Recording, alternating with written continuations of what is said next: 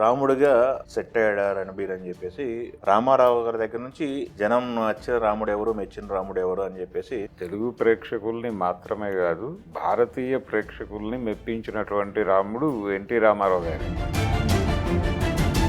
పౌరాణిక పాత్రలకి కావలసినటువంటి విగ్రహం ఉంది ఆయన దగ్గర.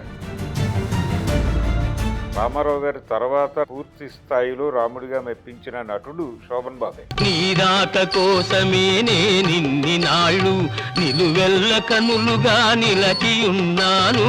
ఈ తరంలో రాముడిగా కనిపించిన ఆర్టిస్టులు అంటే ఆదిపురుషు దగ్గరికి వచ్చేసరికి పురాణ విమర్శలోకి వెళ్ళారు. ప్రభాస్ నటించాను అనే తృప్తి ఉంది, కానీ ఆయనకి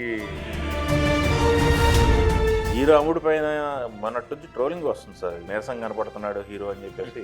రాముడిలో కనిపించాల్సినటువంటి ఆ వర్చస్సు కనబడలేదు. రామో విగ్రహవాన్ ధర్మ అన్నారు. రాముడు ధర్మానికి పోతపోసిన విగ్రహం లాగానే ఉండాలి. అలా కాకుండా ఒక ఆవేదనతో ఉన్న రాముడిలాగా కనిపించాడు. ఆ ఎమోషన్స్ లేని స్థితిని ముఖంలో పలికించగలగటం అనేది ఎన్టీ రామారావు గారి ప్రత్యేకత. అందుకని ఇప్పటికీ ఎప్పటికీ కూడా ఆయనే రాముడు. భరద్వాజ గారు, రామ అనే ట్రైలర్ వచ్చిన దగ్గర నుంచి ఒక డిస్కషన్ నడుస్తుంది. మీరు అబ్జర్వ్ చేశారో లేదు, కానీ రాముడి విషయంలో రాముడిగా సెట్ అయ్యాడా రణబీర్ అని చెప్పేసి ఒకటి. అది కాకుండా మన కంపారిజన్స్ రామారావు గారి దగ్గర నుంచి రాముడు, ఏ రాముడు బెటరు, జనం నచ్చిన రాముడు ఎవరు, మెచ్చిన రాముడు ఎవరు అని చెప్పేసి ఒక డిస్కషన్ నడుస్తుంది.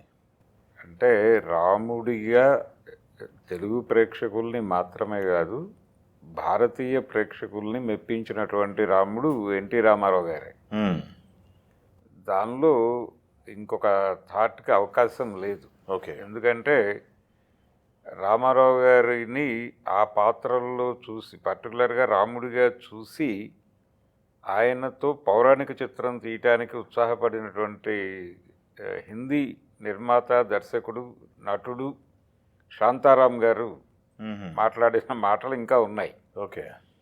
ఆయన స్త్రీ అనే ఒక సినిమా తీశాడు, శకుంతల చరితం. అది తీయాలనుకున్నప్పుడు అందులో ఈ దుష్యంతుడి పాత్ర కోసం ఆయన ఎన్టీఆర్ని అప్రోచ్ అయ్యాడు. ఈయన యాక్సెప్ట్ చేయలే. నేను బాంబే రాను, హిందీ సినిమాల్లో చెయ్యను అని చెప్పి వదిలేశాడు ఆ ఆఫర్ని. ఆయనే చేసుకున్నాడు. పైగా ఈయనే చెప్పాడు, మీరే చేసేసుకోండి. అలా ఆయనే చేసుకున్నాడు. ఓకే. కానీ ఆ శతదినోత్సవ సభలో కూడా అన్నాడు ఆయన ఒప్పుకుని ఉంటే బాగుండేది అని. అలా ఆయనని భారతదేశం అంగీకరించేసింది. ఆయన పురాణ పురుషుడిగా అంగీకరించేశారు. పౌరాణిక పాత్రలకి కావలసినటువంటి ఇది విగ్రహం ఉంది ఆయన దగ్గర. అందుకని ఆయన మొదట చరణదాసి అనే సినిమాలో రాముడిగా కనిపించాడు. అది చూసి ఇన్స్పైర్ అయ్యి లవకుశ సినిమా తీశాడు ఆయన, శంకర్ రెడ్డి గారు. ఓకే. ఇక అప్పటి నుంచి ఆయనే రాముడు.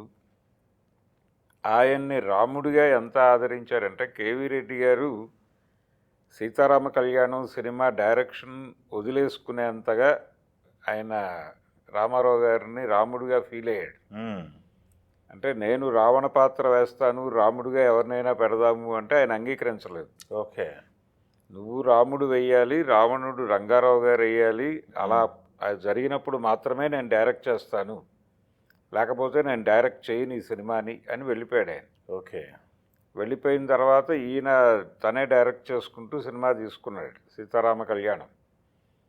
ఆ తర్వాత కూడా ఆయన బాపు గారు తీసినటువంటి రామాంజనేయ యుద్ధంలో రాముడిగా చాలా అందంగా ఉంటాడు. ధర్మవర్తనుడైన మా రఘువంశ చక్రవర్తులు ఏర్పరిచిన రుజుమార్గమున సమదృష్టితో ప్రజలను సేవించే అదృష్టం కలిగిందని భావిస్తున్నాను. అంటే రాముడు అనగానే గుర్తొచ్చేది ఆయనే. ఓకే. అయితే అక్కినేని నాగేశ్వరరావు గారు కూడా రాముడిగా కనిపించాడు తెలుగు తెర మీద. ఓకే. ఆయన మొదటి చిత్రం శ్రీరామచరణం సినిమాలో రాముడు ఆయనే. ఓకే. ఆ తర్వాత ఆయన రాముడి క్యారెక్టర్ చేయలే, అక్కడ వరకే చేశాడు, ఆ సినిమా వరకే చేశాడు. ఆ తర్వాత ఆయన నెమ్మదిగా జానపదాలు, తర్వాత సాంఘికాల్లోకి షిఫ్ట్ అయిపోయాడు. ఈ ప్రకారం చూస్తే రామారావు గారి తర్వాత రాముడిగా మెప్పించినవాడు, అంటే పూర్తి స్థాయిలో రాముడిగా మెప్పించిన నటుడు శోభన్ బాబే. శోభన్ బాబు గారు ఆయన మొదట కృష్ణుడిగా కనిపించాడు బుద్ధిమంతుడు సినిమాలో. బుద్ధిమంతుడు సినిమాలో కృష్ణుడిగా ఆయన్ని జనాలు ఆదరించారు, యాక్సెప్ట్ చేశారు. ఓకే. ఎన్టీఆర్ని కృష్ణుడిగా జీర్ణించుకున్నటువంటి తెలుగు ప్రేక్షకులు ఇంకో నటుడిని యాక్సెప్ట్ చేస్తారా చేయరా అని ఒక ట్రయల్ వేశారు ఆ సినిమాలో. అక్కినేని నాగేశ్వరరావు గారు హీరో, అందులో ఆయన కృష్ణుడి భక్తుడు. అడపాదడపా కృష్ణుడు వచ్చి కనిపిస్తూ ఉంటాడు ఆయన. ఆ కనిపించే కృష్ణుడిగా శోభన్ బాబుని తీసుకున్నారు. ఓకే. తీసుకున్నారు, జనాలు ఆదరించారు. ఆ సినిమా హిట్. దాంతో కాన్ఫిడెన్స్ వచ్చింది, ఇతనితో మనం పౌరాణిక పాత్రలు చేయించవచ్చు అని. ఆ కాన్ఫిడెన్స్తో సంపూర్ణ రామాయణం అటెంప్ట్ చేశారు. ఈ అటెంప్ట్ చేసినప్పుడు కూడా ఎన్టీఆర్ దగ్గరికి వెళ్ళి చెప్పారు, మేము సంపూర్ణ రామాయణం తీయాలనుకుంటున్నాము అని చెబితే నాకు 3 ఏళ్ల వరకు ఖాళీ లేదు అన్నట్టు ఆయన. అంటే మీతో కాదండి, శోభన్ బాబుతో చేయాలనుకుంటున్నాం అంటే నా దగ్గరికి ఎందుకు వచ్చారు అన్నట్టు ఆయన. చెప్దామని వచ్చాం. అలాగే మీ దగ్గర ఏదో రామాయణం ఉంది, సముద్రాల గారు ఇచ్చిన స్క్రిప్టు అది ఇది ఒకేసారి మొదలైతే ప్రమాదం అవుతుంది అంటే, లేదు లేదు, అది నేను నా పద్ధతిలో నేను టైం తీసుకుని చేసుకుంటాను, మీ సినిమాకి అది ఇబ్బంది కలిగించదు, అడ్డం రాదు, మీరు వెళ్ళిపోయి హ్యాపీగా సినిమా చేసుకోండి అని చెప్పాడు. సినిమా కంప్లీట్ అయిన తర్వాత కూడా వాళ్ళు చూపించారు ఈయనకి. చూసి ఆ సినిమా మొదట 6 రోజులు నడవలేదు, అంటే జనం రాలా థియేటర్లకి. రాకపోయేసరికి ఓ టెన్షన్. శోభన్ బాబు గారు వచ్చి, నేను వాళ్ళతో ముందే చెప్పానండి మిమ్మల్ని పెట్టుకోమని, నా దగ్గరికి వచ్చారు, నువ్వే చెయ్యాలన్నారు, నేను చేశాను, అదేమో ఆడటం లేదు, నాకేంటో అర్థం కావటం లేదంటే ఈయన ఆయనకు ధైర్యం చెప్పాడు. ఓకే. మౌత్ పబ్లిసిటీ స్ప్రెడ్ అవడానికి కనీసం టైం పడుతుంది, ఒక 2 రోజులు ఆగండి, అదే పుంజుకుంటుంది, నాకు చూపించారు వాళ్ళు, సినిమా బాగానే ఉంది, అది జనాలకి ఇంకొంచెం ఎక్కాలి, లోపలికి వెళ్ళాలి, అది మౌత్ పబ్లిసిటీ స్ప్రెడ్ అయ్యేదాకా ఎందుకు వెయిట్ చేయరు మీరు అని కోప్పడి పంపించాడు.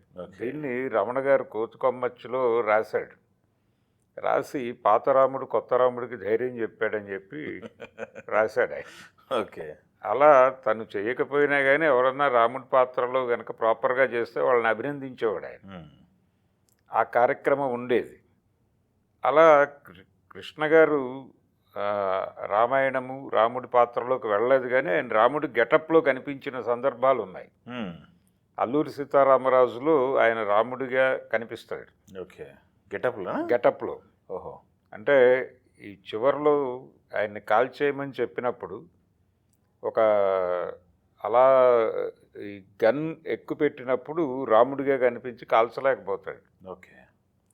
ఒక సైనికుడు, ఒక సిపాయి. ఆ సందర్భంగా ఆయన్ని రాముడిగా గెటప్లో చూపించారు, అంతవరకే. తర్వాత బాలకృష్ణ గారితో కూడా మంగమ్మ గారి మనవడు ఆ సినిమాల్లో రాముడి గెటప్ వేసి చూపించారు, అంతవరకే. ఆ తర్వాత బాపు గారు దాదాపు లవకుశనే రీమేక్ చేశారు, శ్రీరామరాజ్యం అనే పేరు. శ్రీరామరాజ్యం ఆ చేసినప్పుడు దానిలో రాముడిగా మళ్ళీ బాలకృష్ణ గారిని పూర్తి స్థాయిలో చూపించారు. అలా శోభన్ బాబు తర్వాత తెలుగు తెర మీద పూర్తి స్థాయి రాముడిగా కనిపించింది బాలకృష్ణ. ఓకే. దానికి ముందు సీతా కళ్యాణం, బాపు గారు తీసిన సీతా కళ్యాణంలో రవి అని ఒక ఆర్టిస్ట్ని తీసుకొచ్చి వాడారు. ఓకే. అతనితోనే తర్వాత పింజల సుబ్బారావు గారు వనవాసం అని ఒక సినిమా తీశాడు. ఓహో. సేమ్ పేరు రిపీట్ అయ్యారు అక్కడ. సీత జయప్రద గారు చేశారు, ఆవిడే వనవాసంలో కూడా సీతగా నటించారు. రావణుడిగా సత్యనారాయణ గారే క్యారీ ఫార్వర్డ్ అయ్యాడు ఆ సినిమాలో కూడా. అలా అంతవరకు రాముడి పాత్ర ఎవరు చేశారు అనగానే తెలుగులో పర్టికులర్గా కనిపించేది రామారావు గారే. అలాగే పౌరాణిక చిత్రాలకు సంబంధించి ఒక రకంగా రెఫరెన్స్ ఆయన. ఆ తర్వాత వచ్చిన ప్రతి ఒక్కరూ ఆయన శైలిని అనుసరించి వెళ్ళిన వాడే. అంటే సంపూర్ణ రామాయణంలో శోభన్ బాబు గారు కనిపించే పద్ధతి మొత్తం, ఎన్టీ రామారావు గారు సంపూర్ణ రామాయణం ఆయన మొదటిసారి రాముడిగా కనిపించిన చిత్రం తమిళ సంపూర్ణ రామాయణం, తెలుగు కాదు. ఓకే. తమిళ్లో తీసిన సంపూర్ణ రామాయణంలో ఆయన పూర్తి స్థాయి రాముడిగా నటించాడు. ఆ తర్వాత దాన్ని తెలుగులోకి డబ్ చేశారు. అలా రాముడిగా కనిపించాడు ఆయన. మొదట తెలుగు తెర మీద ఆయన రాముడిగా కనిపించిన చిత్రం చరణదాస్. ఓకే. ఆ తర్వాత పూర్తి స్థాయి రాముడు చేసింది లవకుశ. ఎస్. ఓకే.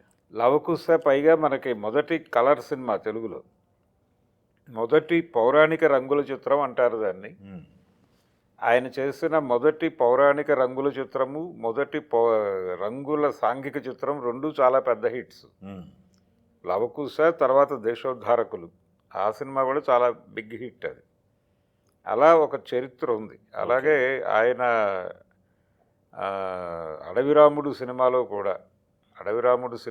కూడా రాముడి దీనిలో కనిపిస్తాడు. అంటే వాంటెడ్గా ఆయనతో తన డైరెక్షన్లో రాముడి గెటప్లో ఆయన మీద ఒక షాట్ తీయాలి అనే కోరికతో తీసినటువంటి సందర్భం అది రాఘవేంద్రరావు గారు. ఓకే. ఓకే. అదే చివరిగా పెట్టుకున్నారు. ఓకే. పెట్టుకుని ఆ రాముడి పాత్రకి వెళ్ళి కాళ్ళకి దండం పెట్టేసి ఈయన షూటింగ్ క్లోజ్ చేశాడు ఆ రోజుల్లో. ఇదేలేండి.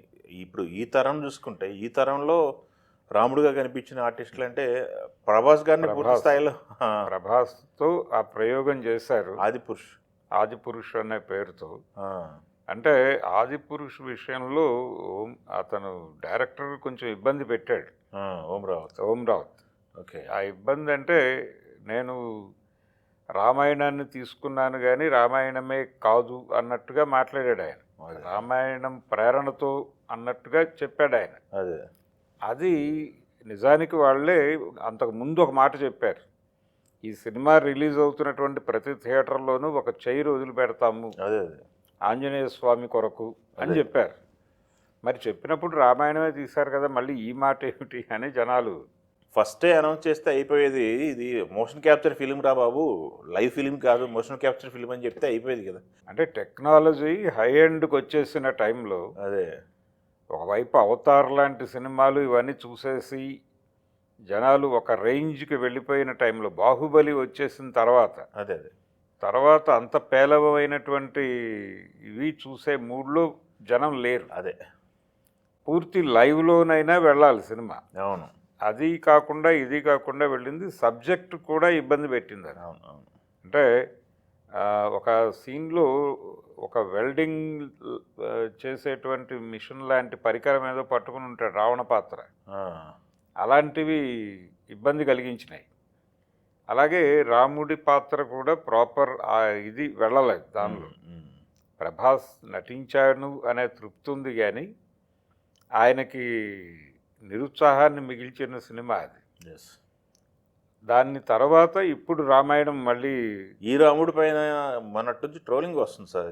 మా రాముడు పాత్రలో నీరసం కనపడుతున్నాడు హీరో అని చెప్పేసి, రాముడుగా సెట్ అవ్వాలని చెప్పేసి కొంచెం ట్రోలింగ్ వస్తుంది. మీరు అబ్జర్వ్ చేస్తారో లేదు? అవును. అంటే తను కనిపించిన ఆ ట్రైలర్ కూడా అలాగే ఉంది. ట్రైలర్లో కూడా ఆయన ముఖంలో రాముడిలో కనిపించాల్సినటువంటి ఆ వర్చస్సు కనబడలేదు అనేది ప్రధానమైనటువంటి ఆరోపణ.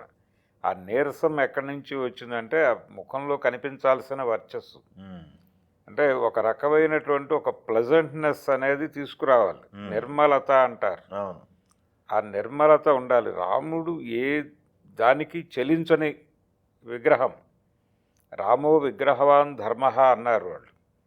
కాబట్టి రాముడు ధర్మానికి పోతపోసిన విగ్రహంలాగానే ఉండాలి, ఎమోషన్స్ ఉండవు. ఆ ఎమోషన్స్ లేని స్థితిని ముఖంలో పలికించగలగటం అనేది ఎన్టీ రామారావు గారి ప్రత్యేకత. అందుకని రాముడు అనగానే ఆయనే గుర్తు రావడానికి కారణం అది. అది ఆ సిద్ధి, అంటే ఆ క్యారెక్టర్ని పూర్తి స్థాయిలో అర్థం చేసుకున్నటువంటి వ్యక్తి. అంటే ఇన్ రీడింగ్, చదవటం ద్వారా తెలుసుకున్నటువంటి వ్యవహారం అది. అందుకని ఆయన అలాగే కనిపించేవాడు.